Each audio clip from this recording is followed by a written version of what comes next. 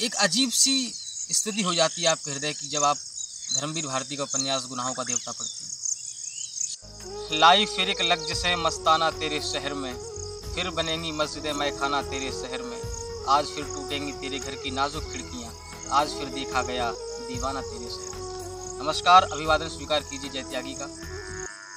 सुधा चंदर के इंतजार में है। दोपहर का वक्त हो गया है लेकिन चंदर अभी तक घर नहीं आया। सुधा बहुत नाराज है।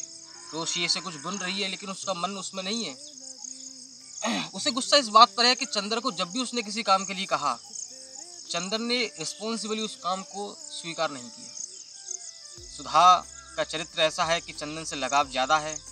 चंदर उससे बड़ा भी है, चंदर से कुछ कह भी नहीं सकती। पूरा दिन निकल गया लेकिन सुधा ने चंदर से कहा था कि उसके लिए एक मास्टर ढूंढ के ले आएँ, क्योंकि सुधा का एडमिशन कॉलेज में हुआ है, उसे हिंदी पढ़नी है। और चंदर है कि सुनता ही नहीं है।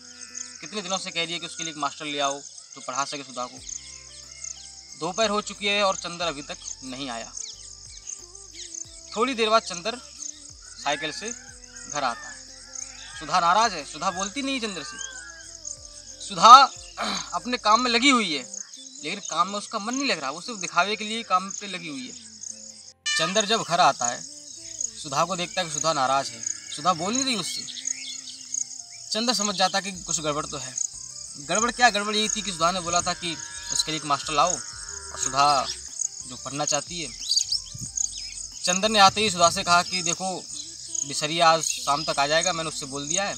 बिसरिया एक एमए का विद्यार्थी है जो इलाहाबाद में ही पढ़ता है और चंदर की उससे जान पहचान है।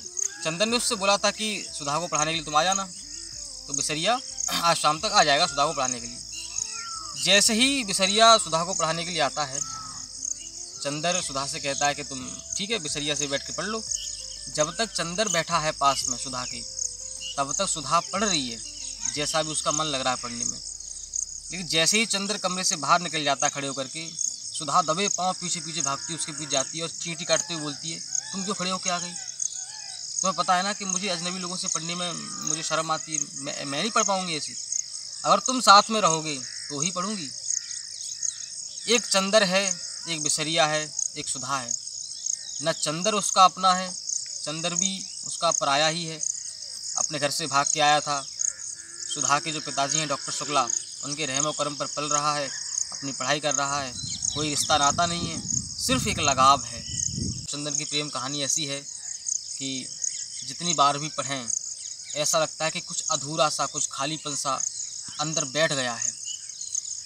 एक अजीब सी स्थिति हो जाती है आपके हृदय की जब आप धर्मवीर भारती का उपन्यास गुनाहों का देवता पढ़ते हैं।